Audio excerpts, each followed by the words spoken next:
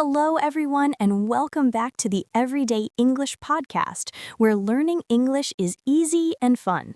I'm Anna. And I'm Mark. We're so happy you're here with us today, learning English in a fun and easy way. Yes, welcome to all of our listeners from around the world. We know you are working so hard to learn English, and we are here to help you. Today, we're talking about a feeling that many English learners have. You know grammar, you know vocabulary, you can understand a lot, but still, you feel like you don't sound natural. That's exactly right. It's that feeling of when I listen to a native speaker, it sounds smooth and fast and musical. But when I speak, it sounds different. Does that sound familiar? I'm sure it does for many of you. So today, we will discover the hidden reason for this. It's not about your words, but about your music and your rhythm. That's our topic today, the hidden reason you don't sound natural. We're going to talk about intonation, that's the music of your voice, and connected speech, how words connect together. And don't worry, it's not as complicated as it sounds. We'll go step by step with lots of examples. You can do this. So let's start with the music, the intonation. Mark, what is intonation in simple words? Okay, simple words. Intonation is the way your voice goes up and down when you speak. It's the emotion, the feeling, the question in your voice. For example, let's take a very simple sentence. I like coffee. Anna, say that in a flat, robot voice. I like coffee. See? That sounds like a robot. It has no feeling. Now say it like you are really happy about it. I like coffee. Oh, yes, I really do. Exactly. Your voice went up on like and then down. It had music. That music tells me you have a real feeling about coffee. Intonation shows your meaning. Another example, a question. You like coffee? Listen to my voice. You like coffee? Yes, your voice went up at the end. That tells me it's a question even without using special question words. So, intonation is super important for sounding natural and for showing what you mean. Many learners are so focused on saying each word correctly that they forget the music. And that's the first secret to sounding more natural. But the second secret, and maybe the bigger one, is something called connected speech. Mark, what is that? Connected speech is how native speakers connect words together. We don't speak word by word like a robot. We link words. We change sounds to make them flow.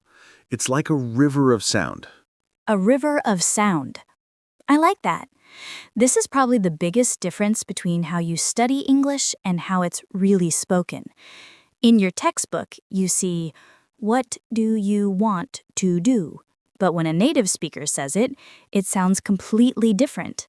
Let's do an example. Everyone knows this phrase, I am going to go, right? That's the full, correct grammar. But Anna, how do you say that in a natural, fast conversation? I'm gonna go. Whoa, what happened to going to? It became gonna. This is connected speech. We take going to and we squash it together to make gonna. It's not lazy, it's just natural. Let's try another one. The question, what are you doing? In natural speech, it doesn't sound like, what are you doing? No, it doesn't. It sounds more like, what you doing? Or even, what you doing? Yes. What and are become whatter. And you can sound like yeah. So, what are you doing? This is why sometimes, even if you know all the words, it's hard to understand native speakers. They are using connected speech. And it's also why you might not sound natural yet, because you are saying every word separately, like in a book. But real speaking is not like reading a book aloud. So let's practice a little. Let's compare the textbook way and the natural way. We'll do a mini conversation. Okay, scene 1. Two friends, Tom and Lisa, are making plans. We'll do it in the word-by-word way first. Listen carefully. Hi, Tom. What do you want to do today? I do not know. Let us go to the movies. It's very clear, but it doesn't sound very natural, does it? Now, let's try the natural, connected speech way. Hey, Tom, what do you want to do today? I don't know. Let's go to the movies. Did you hear the difference? What do you became what a ya. Want to became wanna.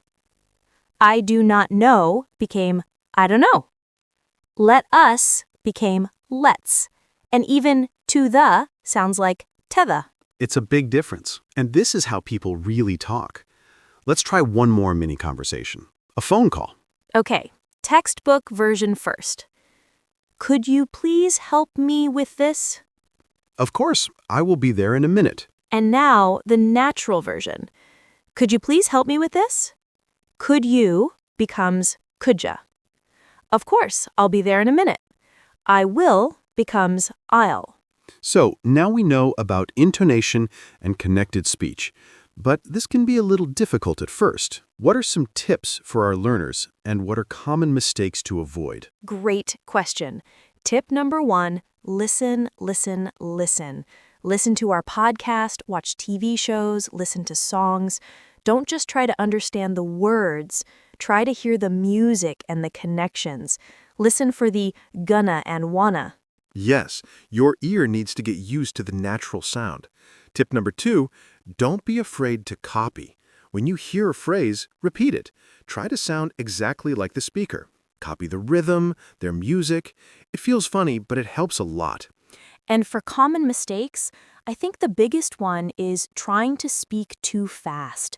You don't need to speak fast to use connected speech.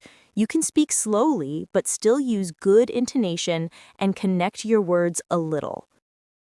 Speaking fast with no rhythm is not good. Speaking slowly with good rhythm is much, much better. Another common mistake is thinking that gonna and wanna are not correct. They are correct for informal spoken English. You should not write them in a formal essay, but you should use them when you are talking with friends. Exactly. So don't be scared of them. They are your friends. Yes, gonna and wanna are your friends. Okay, let's do a quick recap and practice section. We'll go over some of the most common connected speech phrases. Perfect. We'll say the full phrase first, then the natural way. And please repeat after us. This is your chance to practice. Okay, number 1. What do you think? Natural version. What do you think? Your turn to repeat. What do you think? Number 2, I have got to go. Natural version, I've got to go. Repeat, I've got to go. Number 3. Where did you go? Natural version. Where'd you go? Or where'd you go? Repeat it. Where'd you go? Number 4, is he your friend? Natural version, is he your friend? Is he becomes isy. Try it. Is he your friend? And one more. Can I have a bit of water? Natural version. Can I have a bit of water? Bit of becomes bitta. And repeat. Can I have a bit of water? Excellent. You are doing great. Remember, you don't have to use these all the time right away. Just start with 1 or 2. Maybe try using I'm gonna instead of I am going to. It's a great start. Absolutely. Small steps are the best. So let's summarize.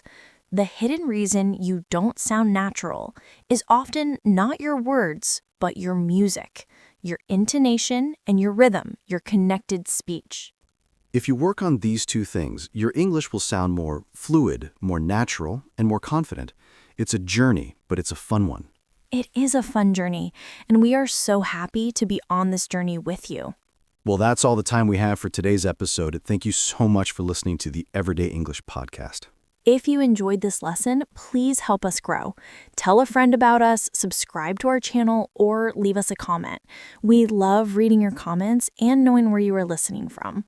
And remember, the most important thing is to Keep practicing your English every day. see you next time. Bye, everyone.